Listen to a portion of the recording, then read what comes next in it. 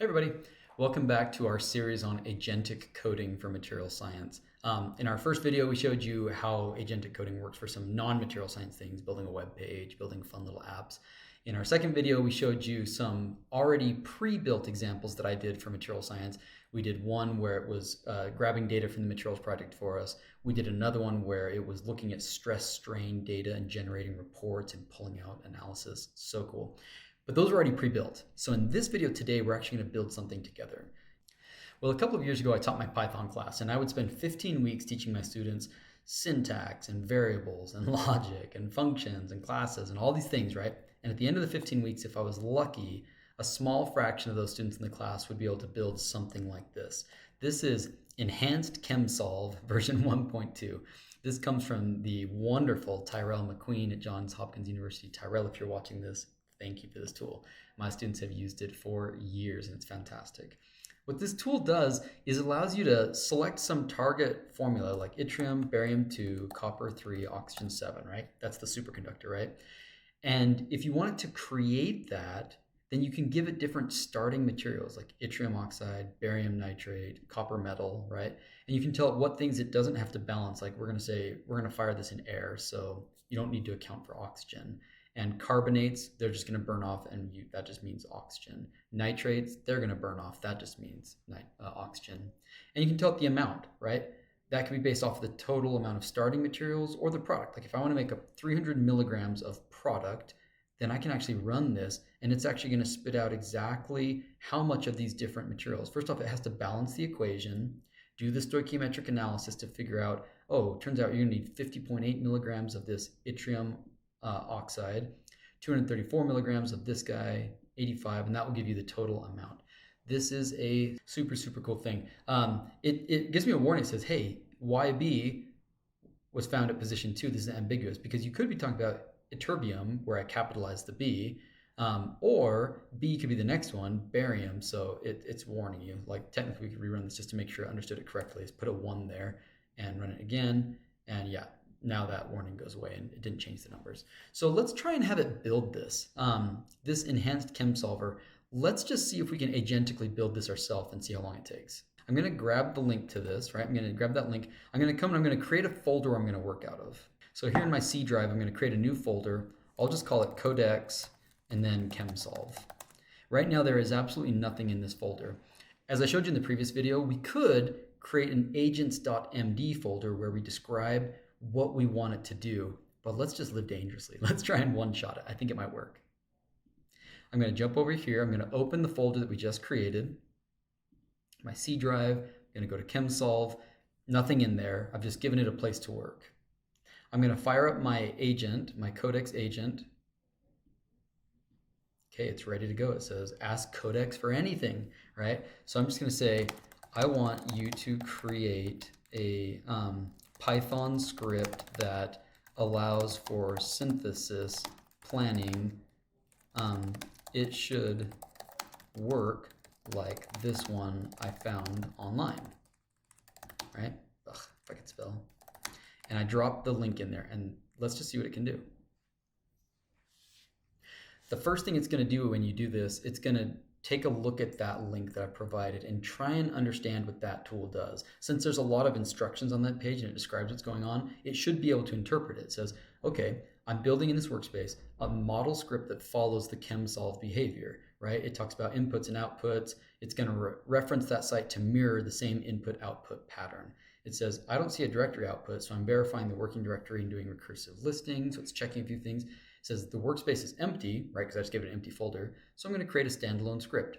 Now I'm fetching the ChemSolve page content so I can replicate this synthesis planning workflow. So it's searching that website. It actually found a GitHub for it, which might make this really easy. If it's just going to copy the GitHub, that's kind of cheating. It says, I found the upstream source repo for that tool. So now I'm pulling the key files, the README and the core solver script to map that exact behavior to a Python CLI version. So this is kind of cheating. I didn't know it was going to find the GitHub repo. We'll have to do another video after this where it doesn't have a repo that it can just duplicate.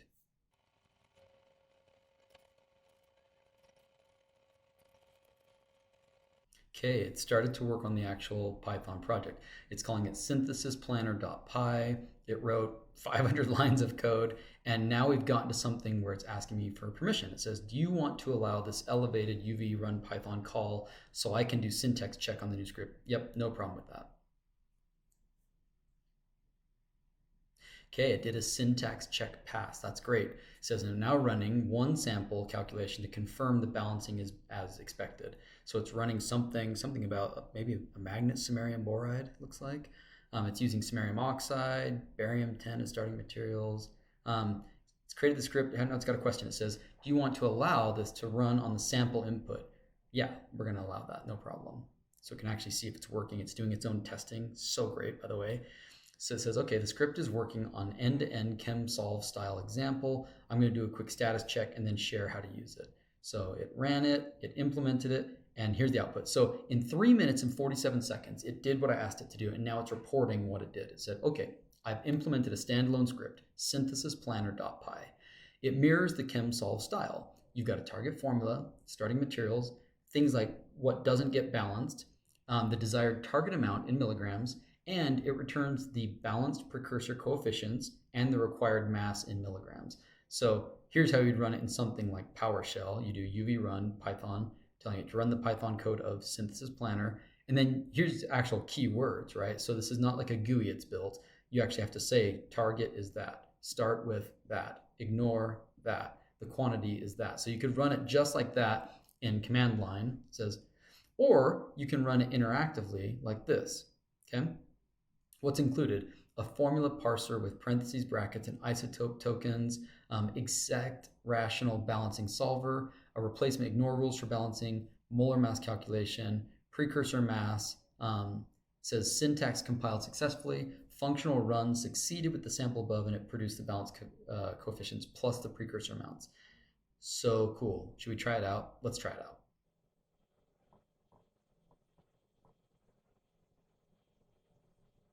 Okay, down here, the target formula will say yttrium 1, barium 2, copper 3, oxygen 7. What are our starting materials, comma separated? So let's do the exact same thing that we did before and see if it works. We're going to do Y2O3 for our yttrium source. We're going to do barium nitrate and O3, 2 as our barium source, and we're going to do copper metal. And check it out. It says, first off, it's balancing the equation. Oh, interesting. So the default thing didn't ask us for a chance to target how much. So we might need to go back and ask for it to fix this. It just said the default mask is for 1,000 milligrams. Let's double check to see if that actually works first off.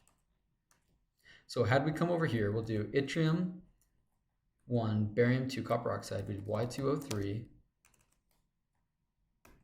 Right, there's our starting materials. Let's say that we want 1,000 milligrams of our product and see if we get the same numbers. Again, over here, the amount was, we needed 169, 784, 286, 169, 784, 286. So it did run correctly. So the program is, it's not making an error, but it's also not doing exactly what we asked it to do. So let's go back to our ChemSolve. We'll say, when I ran the synthesis planner.py script, it didn't ask for me to it didn't ask for me to list the amount of product desired. It just defaulted to 1,000 milligrams. Same with ignored chemicals. Please redo this, giving the option for default ignored chemicals and asking whether we want a specific amount of precursors or product. Okay.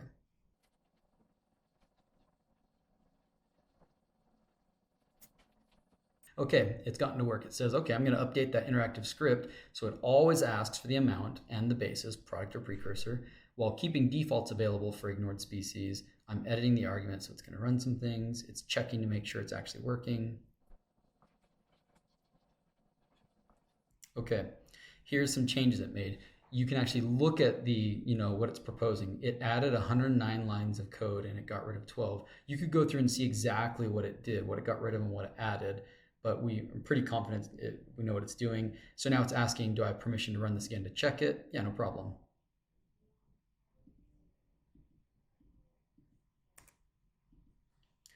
So I've noticed in VS Code with this current version of Codex, sometimes it gets stuck on this. So I need to close this and actually reopen it and then have it resume. Again, this looks like a bug that they will hopefully get fixed soon, but if it does get stuck like that, we're just going to rerun it.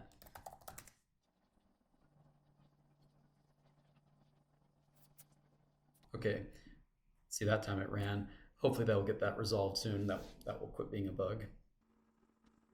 Okay, it tells me what it's done. It took another 32 seconds total, basically plus whatever it did before the bug, and it's now fixed it, so that should now work. So let's try it out. We're gonna fire this guy up over here. Here it's showing me exactly what it's changed. That's fine. Let's just go ahead and run this. Okay, our target formula: yttrium 1, barium 2, copper 3, oxygen 7. We're going to start with yttrium 2 oxide, barium NO32, barium nitrate, and copper metal. Okay, here we go. What not to balance? Let's just hit enter and see what it does. I assume that we'll use the default values. And then do we want product or precursor? The default there is product, so I'm just going to hit enter and assume that's it. And let's say we want 300 milligrams. Yeah, so now if we come back over here and we redo this, we ask it for 300. The values were 50, 235, and 85. 50, 235, 85. So now it's working perfectly. How incredible is that? Right? In literally 5 minutes, I had to run to a meeting in 10 minutes before I started making these videos, and I was able to create this incredibly powerful tool in the time I needed, in between meetings here at the University of Utah. It's an amazing time to be alive. There are incredible tools at your fingertips. I'm going to make a series of courses, videos in this course on agentic coding and just show you how powerful this is. I'll show you some of the more advanced approaches that you can do to make this work even better, more complex projects, how you can break it into chunks or provide planning assistance, and just show you more examples so you can feel empowered to try this out yourself, because I'm just absolutely blown away by this. Okay, I will see you in the next video.